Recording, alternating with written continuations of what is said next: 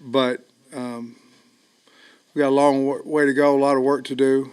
Disappointed in the way we played. Our kids are disappointed in the way we played, but we're going to have to get healthy and have a good week next week, moving on. But very disappointed.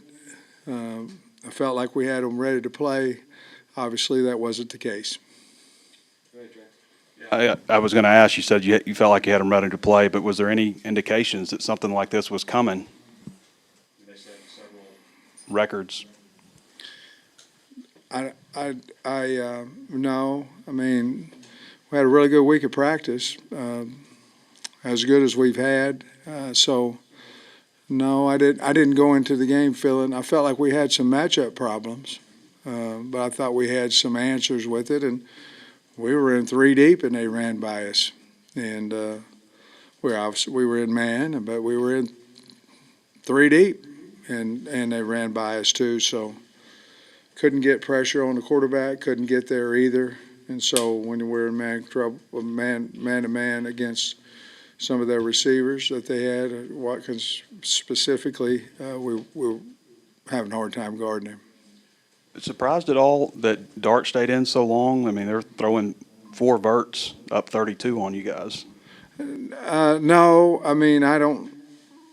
No, I mean, Lane, I don't have a problem with Lane or what he did. I don't know if they were trying to get him a record or what the case is, but I don't have a problem with how the game went, except for we have an opportunity to stop him, and we couldn't.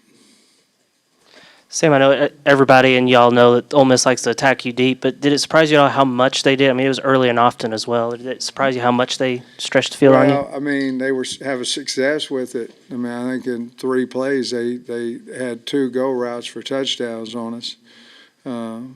So, no, it didn't surprise us. We'd been working go balls all week, but we felt like they would do it, and we felt like they'd run the hitch, go, hitch, go, hitch. Felt like they'd try to attack us like LSU did in their own way of offense, and they did. An update on Talon and kind of what went the decision to go to Malachi in the second half? Talon, he came back when he got hurt, and then we worked on him at half. We didn't know coming out of half if he would be ready to play. And once we said we were going to look at him throwing and moving, and Bobby had him moving front and back, and just was gimpy, and we didn't want to take that chance of getting him hurt further. And plus, we believe in Malachi putting him in, so that was the decision there. It had nothing more to do than that. We just felt like we might get him hurt worse if we put him back out there. He was willing. Part of his success has to do with his legs, and he didn't have them, basically. They got a really good defensive front and wound up with 8 sacks today. Could you maybe talk about that versus your protection today? A couple of them we were hot on outside. They pushed the pocket on us. I think if I just off of what I saw, I would say there's probably about 3 of them where the pocket was pushed in there. We couldn't get open. Would have had time, to throw it, and then there was about 3 of them where we whiffed a guy. We got beat on the edge, totally beat on the edge on one of Talon's. It got hit in the back. But there was 3 of them probably. They had a pick twist, so we were sliding right into it. And how we didn't get that one picked up is I have to look at the film, but we should have, because it was 3 for 3 in a slide. So I didn't feel the edge as much. Before it was like tackle, defensive ends getting beat one-on-one. I didn't feel that. I felt more of the inside twist game that was our problem. And I think we got better as the game went on, but obviously we started horribly for the entire first quarter and for most of the first half defensively. Well, all the first half defensively. We had only seen a few glimpses of Singleton, but today he operated. He had scoring drives. Just maybe what you thought of him in that role today. Well, I think he took control.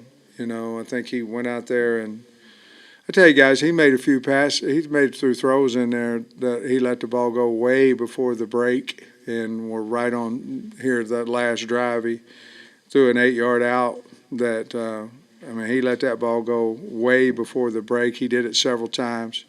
Obviously, him running the football is a big asset.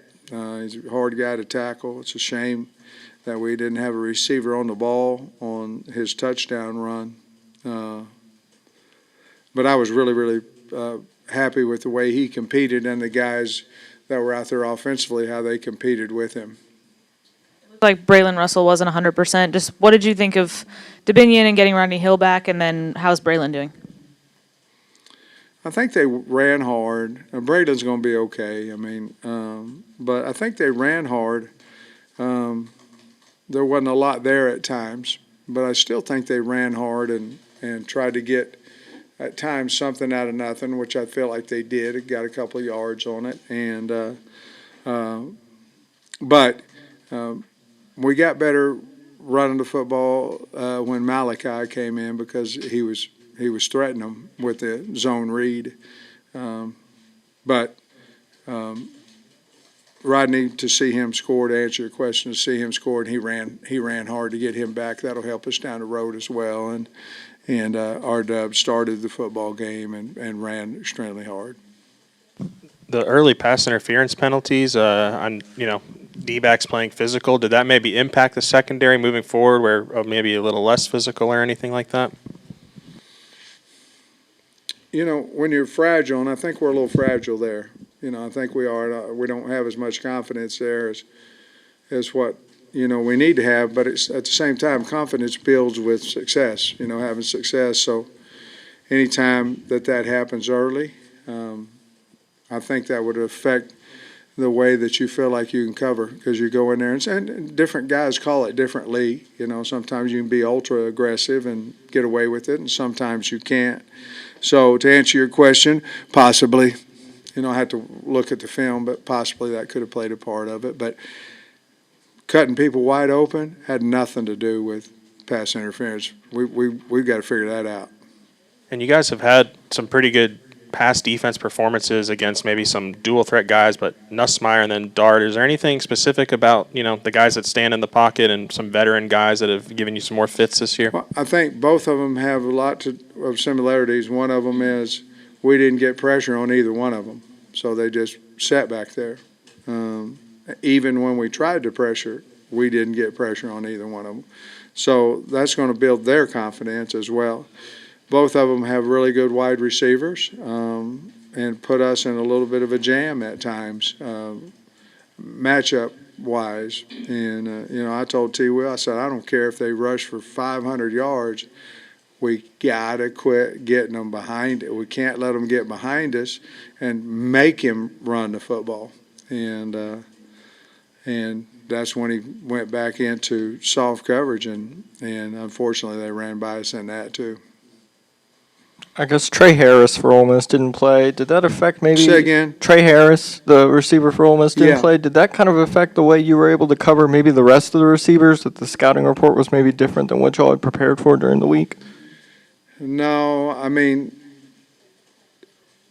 they just stood to Watkins, for 250-something yards, 5 touchdowns. But no, I don't think it affected us, even though we knew we were going to have to possibly double cover Trey. We probably should have went that way with Watkins. Yeah, Sam. The sacks, Ole Miss has been doing that to everybody. I think they're averaging about 5. They had 10 against OU. As a long-time guy in this league, what do you think of their pass rush and their tackle for loss game, and what makes them so good at it? They play 10 guys probably, somewhere around there. Very, very talented. A lot of things happen with sacks too when you can cover and you can man cover. They've got some good corners. Hard to get open at time. If you notice more today when we had some success throwing the football was against zone coverage, and we were finding holes in there. But I think, Bob, to answer your question, they're really, really talented and good, and they stay fresh. They've got good line games. They got pick games. And then if you get behind on them, they're very good against the rush. Against our rush, trying to rush the football. They put you in longer situations, and it makes it very, very difficult to protect them because they're very, very talented. You got an open date now. Do you feel like it comes at a good time to kind of recover mentally and physically from this, and kind of, how do you see going into the open date and then the last push, try to get bowl eligible I in like some the big two games? open dates. I do. I think, especially with your depth not being quite as big at the end of the year. I like the two open dates. I think obviously we need it after you can look at it two ways. You're either so mad that you want to get it back out there and get that nasty taste out of your mouth in a week's time, or you say, hey, we can't fix it in a week's time. We need more time. That's how we'll look at it. We need a little bit more time. We have Texas, Louisiana Tech, and Missouri left. So I like where it came. Obviously, wish we would have won today. So we be talking a little bit different than what we're going to talk. What that meeting was in there was certainly different than what we all wanted it to be. Sam, I know this is a new team, but last year y'all's defense was pretty good through the first 8 games and kind of let go of the rope down the Yeah. stretch. How confident are you that maybe won't be a repeat performance this year? Well, each team's different. I know what you're talking about with, we played really well and then we haven't. I understand the question. I think it's a fair question. But teams are different. We probably have to go back and look at that in the off week too and go, okay, are we showing our hand? What are we doing here? Because obviously Lane and them had something today. And I don't know if it was alignment of the D lineman. But he didn't play a whole lot of fastball today. It was all see what we're given, check, and him and T-Will were having a check to check. And obviously they won, and so I think we do have to go back to look at that because if you look at even last week, we didn't play as, with minus the turnovers, we gave up about 500 yards last week too. I believe in our kids. I believe in our coaches. We'll go look at it and see if we can't get it fixed. I believe we can. I think a couple of weeks ago you mentioned that Jalen Braxton had a chance to come back after the bye. Do you have any update on him potentially being able to return, and how big would he be if he's able to? Well, all I know is that he's ran on grass. Before it was always in the pool and on the treadmill in the pool and not fully weighted. So that's all I know, that he's played on the grass. He has not practiced or anything like that. So I can't really answer that question until next week. What message did you want to get across in the locker room just then? I just told them that we got outplayed, outcoached, out physicaled, and that we've got 3 games left, and if we can win each one of them, we can hold our head up and go on to whatever bowl. This team, I told them that we can't have 80 that are going to go fight and 20 that don't. I told them if we're not willing to fight now, then we won't fight the rest of our life. But if we do, we'll fight the rest of our life. So I like this team. I hate that we got beat. I hate it for the university. I hate it for the state. But I do like this team. And I know I'm going to catch hell for that, but I do. I like the kids. And I think they'll come back and fight and correct what a lot of things that were wrong today, if we physically can do that, which we can, and come back and give a good showing when we go out there and play Texas the next time we're out there.